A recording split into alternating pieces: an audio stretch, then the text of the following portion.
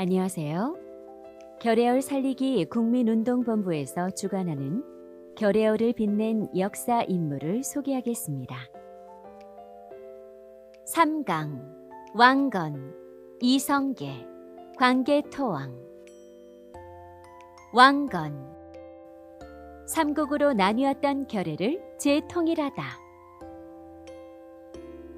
고려 태조는 877년에 송악에서 출생하였다. 그의 성은 왕이고 이름은 건이며 자는 약천이다. 그리고 아버지는 금성태수 왕융이며 어머니는 한씨이다. 918년에 고려를 건국하고 왕위에 올라 943년까지 재위하였다. 왕건은 후삼국을 통일한 통일군주였다. 우리나라 역사에서 가장 중요한 공적은 사만의 통일이다. 왕건은 신라와 후백제로 분열되어 혼란하였던 후삼국 시대를 재통일함으로써 그 대업을 이루었다. 고려사에는 태조 왕건의 세계에 대한 설화가 기록되어 있는데 그의 선조는 백두산과 서해를 중심으로 활동하였다. 따라서 이 설화는 후삼국의 통일은 백두산과 서해의 정기를 받아 태어난 자만이 이룩할 수 있다는 풍수지리설을 반영하고 있다. 후 삼국시대에 궁예가 한반도 중부지방을 석권, 철원의 도읍을 정하자 왕건은 그의 부하가 되었다. 900년에 궁예의 명령으로 왕건은 광주, 충주, 청주 및 당성, 괴양 등의 9년을 쳐서 평정한 공으로 아찬이 되었다. 903년 3월에 왕건은 함대를 이끌고 서해를 거쳐 후백제의 금성군을 공격, 함락시켰다. 그리고 부군 10여 개 군현을 빼앗아 나주를 설치, 군사를 나누어 지키게 하고 돌아왔다. 또한 양주수, 김인운의 위급함을 고하자 왕건은 궁예의 명을 받고 구해주었다. 그리하여 왕건은 궁예와 주위의 신망을 얻게 되었으며 그동안의 전공으로 알찬으로 승진하였고 913년에는 파진찬에 올라 시중이 되었다. 그 뒤 궁예의 실정이 거듭되자 왕건은 홍유, 배형경, 신순겸, 북지겸 등의 추대를 받아 918년 6월 궁예를 내쫓고 철원의 포정전에서 즉위해 국호를 고려라 하고 연호를 천수라고 하였다. 이후 신라 경순왕과 후백제 견훤이 복속하였고 마지막으로 견훤의 아들인 신검과의 싸움에서 승리함으로써 후삼국을 통일하였다. 붕어한 뒤 그의 시호는 신성이며 왕릉은 현릉이다.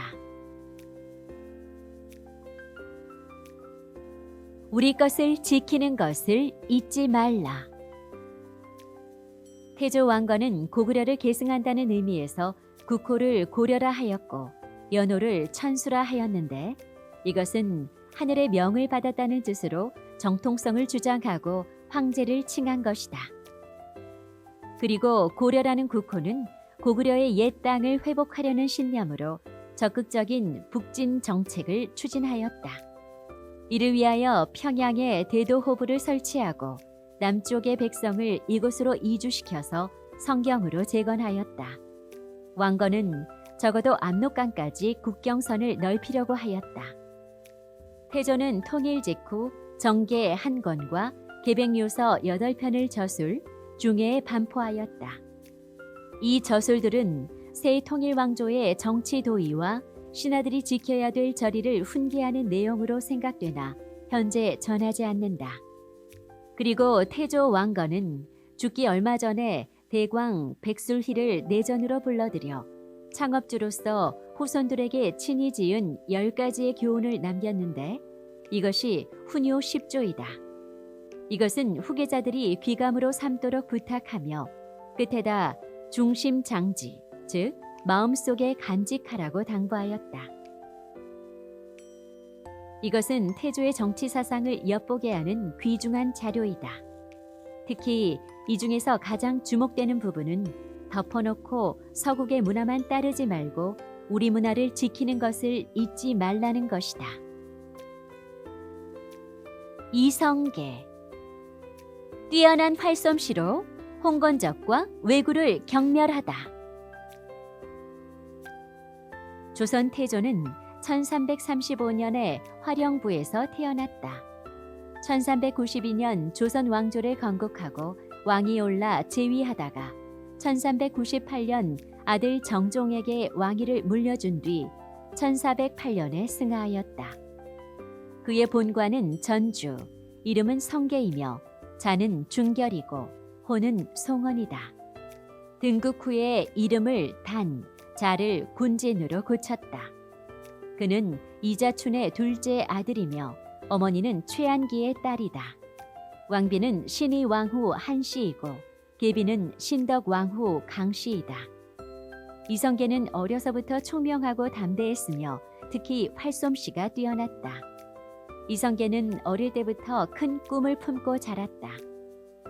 일찍부터 무학대사와 친분을 쌓으며 그에게 많은 도움을 받았다.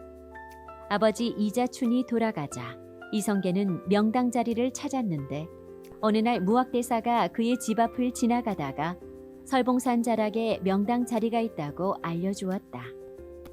또 이성계가 꾼 꿈을 해몽해주면서 장차 왕이 될 것을 예언하기도 하였다. 이성계 용모는 코가 높고 귀가 커서 마치 용의 얼굴과 같고 위엄이 있어 보였다. 그는 활의 명수였으며 또 남다른 지도력이 있었다. 엄중하고 과묵하여 평상시에는 항상 눈을 감고 앉아 있어 바라보기가 두려웠으나 한번 눈을 떠서 사람을 대하면 흔연히 한 덩어리가 되어 모두가 화기애애하였다. 이성계의 선조 이한사가 원나라의 지배 아래 여진인이 살고 있던 남경에 들어가 원나라의 지방관이 된 뒤부터 차차 그 지방에서 기반을 닦기 시작했다. 이한사의 아들 이행리, 손자 이춘이 대대로 두만강 또는 덕원지방의 천호로서 원나라에 벼슬했다. 이자춘도 원나라의 총간부가 있던 쌍성의 천호로 있었다. 이자춘은 1356년 고려의 쌍성 총간부 공격 때 내응의 원나라 세력을 축출하는 데 큰 공을 세우고 고려의 벼슬을 받았다. 이자춘은 1361년 삭방도 만호 겸 병마사로 임명되어 동북면 지방의 실력자가 되었다. 이성계는 이러한 가문의 배경과 타고난 군사적 재능을 바탕으로 크게 활약하면서 두각을 나타내기 시작했다. 1361년 10월에 반란을 일으킨 동로 강만호 박이를 잡아 죽였다. 같은 해 홍건족이 침입해 수도가 함락되자 이성계는 이듬해 정월 친병 2,000명을 거느리고 수도 탈환 작전에 참가하고 가장 먼저 입성에 큰 전공을 세웠다. 1362년 원나라 장수 나하추가 수만 명의 군사를 이끌고 홍원 지방으로 쳐들어와 기세를 올리자 그는 동북면 병마사에 임명되어 적을 치게 되었다. 여러 차례 격전 끝에 마침내 함흥평야에서 적을 격퇴시켜 명성을 크게 떨쳤다. 1364년 최유가 원나라 황제에 의해 고려왕에 봉해진 덕흥군을 받들고 원병 1만 명을 이끌고 평안도 지방에 쳐들어왔다. 이에 최영과 함께 수주 달천에서 이들을 섬멸했다. 이 무렵 여진족이 동북면에 침입하여 함주까지 함락하는 등 한때 기세를 올렸다. 이성계는 이들을 크게 무찔러 동북면의 평온을 되찾았다. 이해에 그는 밀직부사의 벼슬과 단성약 절익대 공신의 호를 받았다. 그 뒤 동북면 원수지 문화성사, 화령 부윤 등의 벼슬을 역임했다. 이성계는 1377년 크게 창궐하던 왜구를 경상도 일대와 지리산에서 대파했다. 1380년에 양광, 전라, 경상도 도순찰사가 되어 아기바투가 지휘하던 왜구를 운봉에서 섬멸시킨 황산대첩의 빛나는 전과를 이루었다. 1382년 여진인 호바투가 동북면 일대를 노략질하여 그 피해가 극심했다. 이에 이성계는 동북면 도지휘사가 되어 길주에서 호바투의 군대를 괴멸했다. 그는 1384년 동북면 도원수 문화 찬성사가 되었고 이듬해 함주에 쳐들어온 왜구를 대파했다. 1388년 수문화 시중이 되었다. 위화도에서 군사를 되돌려 조선 왕조를 세우다. 이성계가 역성혁명을 시작한 것은 1388년에 명나라를 정벌하기 위하여 요동정벌에 참여하면서부터였다. 이해 명나라의 천령위 설치 문제로 두 나라의 외교 관계가 극도로 악화되었다. 이에 요동정벌이 결정되자 그는 이른바 사불가론을 주장하며 이에 반대했으나 받아들여지지 않았다. 이성계는 우군 도통사가 되어 좌군 도통사 조민수와 함께 정벌구를 거느리고 위화도까지 나아갔으나 결국 회군을 단행했다. 이것이 이른바 위화도 회군이었는데 역성혁명의 결정적 계기가 되었다. 그는 개경에 돌아와 최영을 제거하고 우왕을 패한 뒤 창왕을 옹립했다. 그리고 수시중과 도총 중회 제군사가 되어 정치 군사적 실권자의 자리를 굳혔다. 이듬해 다시 창왕을 패하고 공양왕을 옹립한 뒤 수문화 시중이 되었다. 1390년 전국의 병권을 장악했으며 곧이어 영삼사사가 되었다. 이 무렵 이성계는 신흥 정치 세력의 대표로서 새 왕조 건국의 기반을 닦기 시작했다. 1391년 삼군 도총 제사가 되었다. 조준의 건의에 따라 전제 개혁을 단행해 구세력의 경제적 기반마저 박탈했다. 그리고 이성계는 1392년에 세 번 사양하고 승낙하는 삼양지례의 형식을 갖추며 마침내 1392년 7월 공양왕을 원주로 내쫓고 새 왕조의 왕이 되니 이가 조선의 태조이다. 태조는 즉위 초에는 국호를 그대로 고려라 칭하고 의장과 법제도 모두 고려의 것을 따를 것임을 선언했다. 그러나 차츰 새 왕조의 기틀이 잡히자 고려의 체제에서 벗어나려 했다. 우선 태조는 새 왕조의 국호를 조선으로 확정했다. 1393년 3월 15일부터 새 국호를 쓰기로 했다. 다음에는 새 수도의 건설이 필요했다. 우여곡절 끝에 왕사 무학대사의 의견에 따라 한양을 새 서울로 삼기로 결정했다.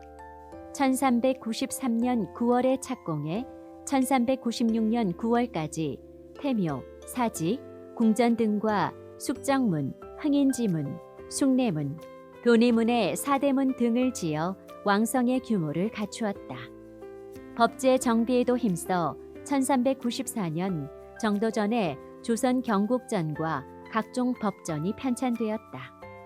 또한 숭유 척불 정책을 시행해 서울의 성균관, 지방에는 향교를 세워 유학의 진흥을 꾀하는 동시에 불교를 배척하는 정책을 폈다. 이처럼 그는 새 왕조의 기반과 기본 정책을 마련했다. 태조는 만년에 불교에 의탁했다. 덕안전을 새로 지어 정사로 삼고 연불 삼매에 조용한 나날을 보냈다. 1408년 5월 24일 태조는 승하하였으며 능은 경기도 구리시 인창동에 있는 건원릉이다. 왕은 하늘을 섬기고 부지런히 일하라. 1392년 조선을 건국한 태조 이성계의 뒤를 이어 태종과 세종이 즉위하면서 나라의 기반을 굳건히 다졌다. 새 왕조의 창업을 노래한 용비어천가는 조선의 건국자를 6마리의 용으로 비유하였다. 6마리의 용이란 목조, 익조, 도조, 환조, 태조, 태종에 이르는 6명의 성인을 말하는 것이다. 해동에 6마리의 용이 일어나 하늘로 올라가시니 이는 옛 성인이 하신 일과 똑같다네 라고 하여 조선의 창업이 태조 이성계 한 사람의 공이 아니라 그 선조까지 거슬러 올라가는 뿌리 깊은 나무라는 의미이다. 이것은 용비어천가의 둘째 줄에 뿌리 깊은 나무는 바람에 안이 움직이고 꽃 좋고 열매 많으리라. 샘이 깊은 물은 가뭄에도 그치지 않으니 내를 이루어 바다로 흘러간다는 것으로 이어진다. 특히 용비어천가의 마지막 장에는 한강 북쪽의 서울 땅에 인덕을 쌓아 건국한 조선은 성신의 도움을 받아 끝없이 이어나갈 것이지만 한 가지 조건이 있으니 그것은 왕이 하늘을 섬기고 백성을 위해 부지런히 일하여야 한다는 것이다 라고 하여 나라를 다스리는데 가장 중요한 관건이 무엇인지 잘 요약하고 있다. 한 사람으로 인해 나라가 망하고 흥한다고 하는데 그 한 사람이란 바로 왕이다. 왕이 해야 할 일은 두 가지인데 하나는 하늘을 섬기는 경천과 또 하나는 부지런히 일해야 한다는 근면이라고 하였다. 조선 왕조의 건국 이념은 유교를 바탕으로 한 사대주의라고 이해하고 있다.